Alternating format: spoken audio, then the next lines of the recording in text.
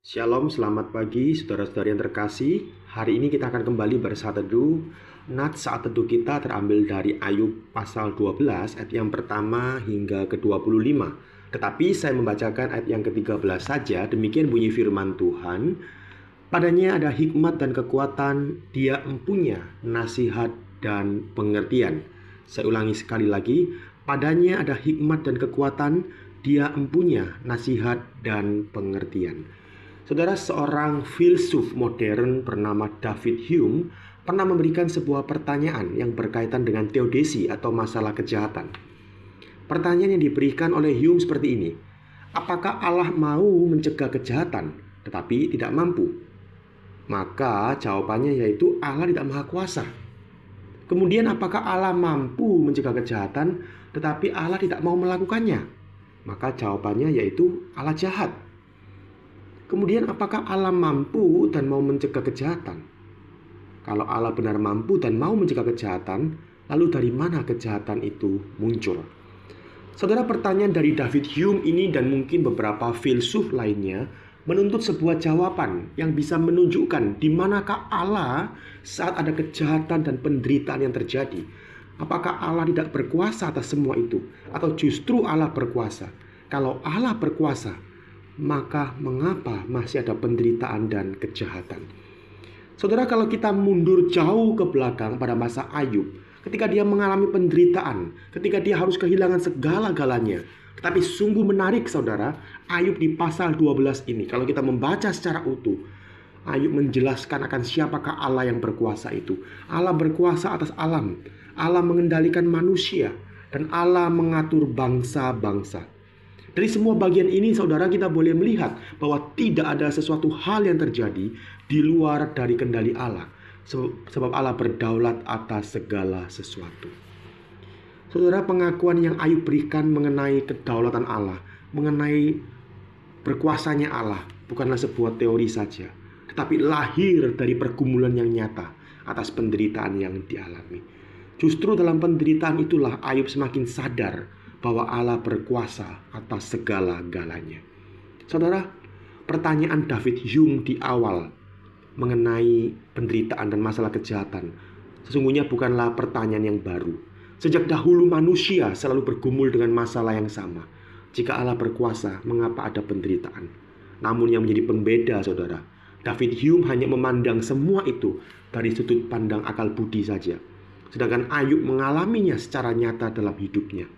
Justru di dalam pergumulannya, Ayub sampai pada pengakuan bahwa Allah sungguh berdaulat dan berkuasa. Jadi apa yang bagi David Hume menjadi alasan untuk meragukan Allah, namun bagi Ayub menjadi kesempatan untuk semakin menyadari bahwa dalam penderitaan tersebut Allah tetap memegang kendali atas alam, manusia, dan juga kehidupannya. Saudara, dari sini kita boleh belajar melalui firman Tuhan pada hari ini bahwa iman itu menuntun kita untuk senantiasa bersandar pada Allah yang berdaulat. Bahkan ketika kita tidak mengerti jalan-jalannya, atau bahkan kita mengalami penderitaan sekalipun. Saudara, apakah kita memandang Allah yang berkuasa atas kehidupan saudara sekalian? Apapun kondisinya, tetaplah kita ingat bahwa Allah berkuasa atas segala sesuatu.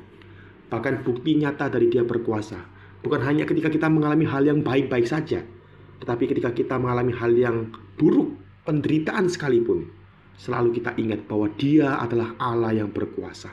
Kekuasaan Allah melampaui pemahaman manusia, karena Allah tahu apa yang terbaik bagi umatnya.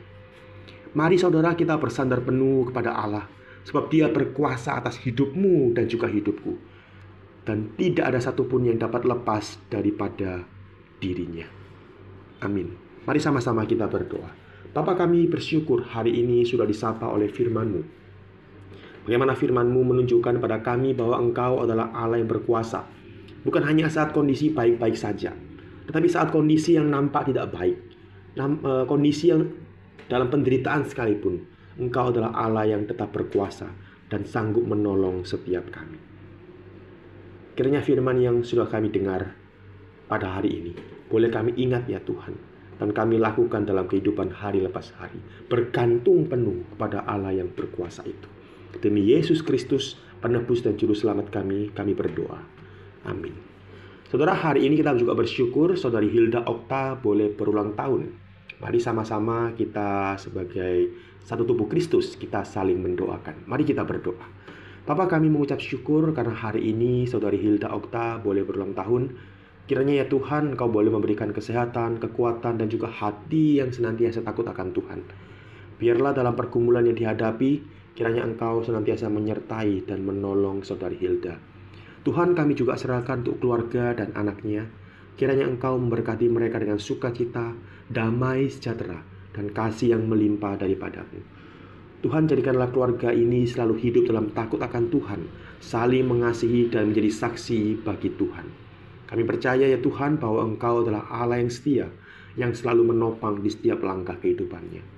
Biarlah di hari ulang tahun ini, Saudari Hilda semakin ingat akan kasih dan penyertaan Tuhan yang tidak pernah berubah. Demi Kristus Yesus kami berdoa dan kami bersyukur. Amin. Selamat beraktivitas, Tuhan Yesus memberkati.